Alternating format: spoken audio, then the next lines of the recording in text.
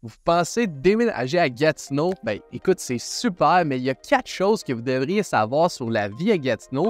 Puis cette vidéo, ça pourrait même changer votre décision, donc assurez-vous de regarder jusqu'à la fin et décidez par vous-même si c'est une bonne option pour vous. By the way, mon nom c'est Émeric Paiement, je suis courtier immobilier et cofondateur de Jumeaux Immobilier. Et si vous aimeriez avoir plus d'informations concernant le marché immobilier à Gatineau ou à quoi ça ressemble de déménager ici, sentez-vous complètement à l'aise de nous contacter.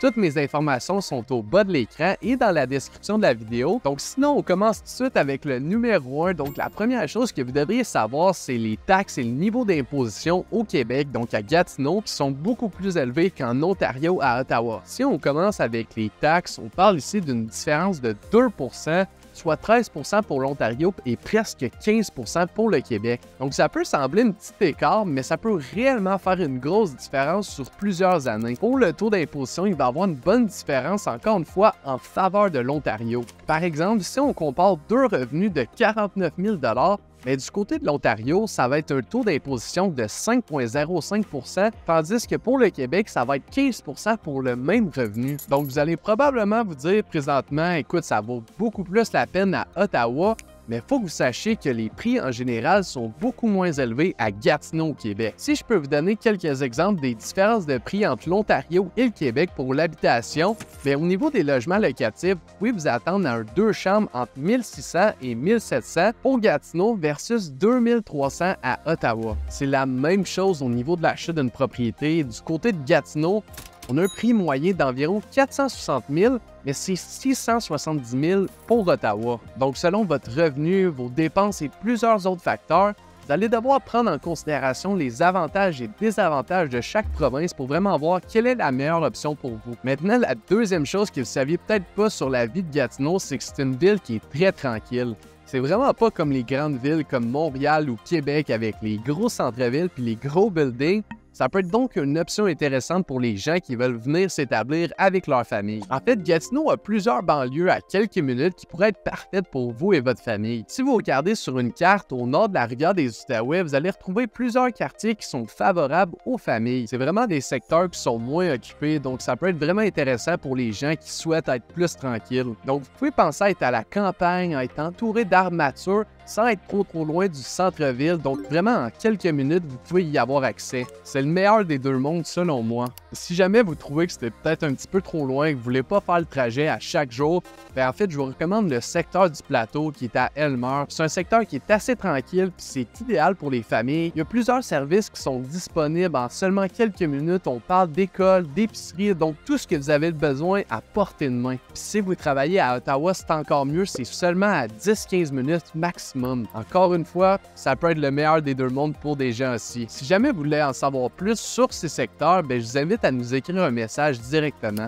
Maintenant, la troisième chose que peut-être que vous ne saviez pas, si jamais vous avez des enfants, vous êtes aux études, bien, vous devez savoir que le système éducatif il est un petit peu différent des autres provinces au Canada. Le cycle d'éducation il est divisé de cette façon. En premier lieu, il y a le préscolaire qu'on appelle la maternelle. Par la suite, il y a le primaire, donc première année jusqu'à 6e année. Ensuite, il y a le secondaire, donc premier secondaire jusqu'à 5e secondaire. Et vient par la suite le cégep si jamais vous décidez de poursuivre vos études. Il faut savoir que l'éducation est gratuite, mais obligatoire au Québec de l'âge de 6 ans jusqu'à 16 ans. En ce qui concerne les possibilités d'études à Gatineau, Gatineau offre une variété d'options pour répondre à différents besoins. Autre que le système scolaire public, il existe 3 écoles secondaires privées et une université à Gatineau. Évidemment, la langue d'enseignement principale, c'est le français, mais pour les familles anglophones, il y a des options à chaque niveau d'enseignement, que ce soit le primaire, le secondaire et le collégial. Je dois mentionner ici quelque chose d'important, c'est que les écoles ici à Gatineau, par rapport à Ottawa,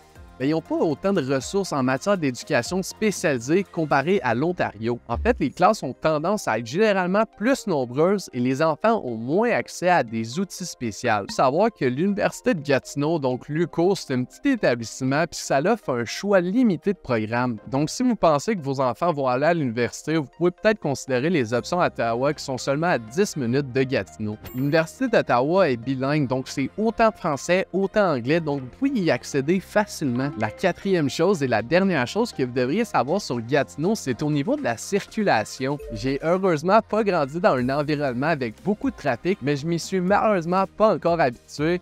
Vous avez peut-être entendu dire que la circulation est un peu difficile aux heures de pointe et malheureusement, les rumeurs sont vraies. De nombreux résidents se plaignent toujours de la situation de la circulation, mais surtout pendant les heures de pointe. Le problème à Gatineau, c'est le manque de route principale qui rend difficile la navigation au travers de la ville. En fait, même les courtes distances peuvent prendre un certain temps en raison du trafic. Pendant les heures de pointe, donc on pense au matin ou dans l'après-midi, c'est clair que la circulation peut devenir un peu intense. Par intense, je parle de quelque chose qui est tolérable les bons jours, mais catastrophique quand ça va moins bien. Vous demandez peut-être maintenant, est-ce que c'est si pire que ça? Laissez-moi vous dire que franchement, la plupart du temps, le trafic ajoute peut-être 15 à 25 minutes à mon trajet dans un sens comme de l'autre. Donc, assurez-vous de partir un peu plus tôt le matin, je dirais avant 7 heures si possible.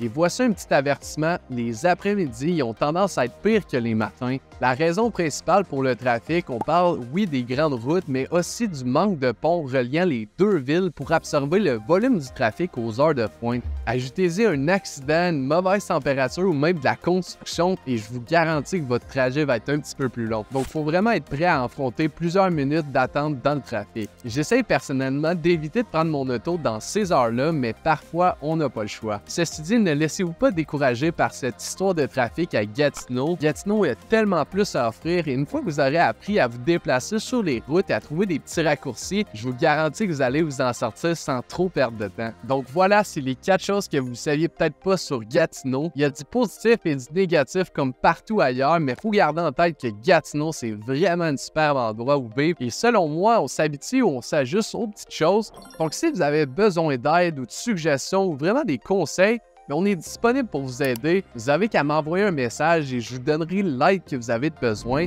Je vous remercie grandement d'avoir regardé la vidéo et je vous souhaite à la prochaine.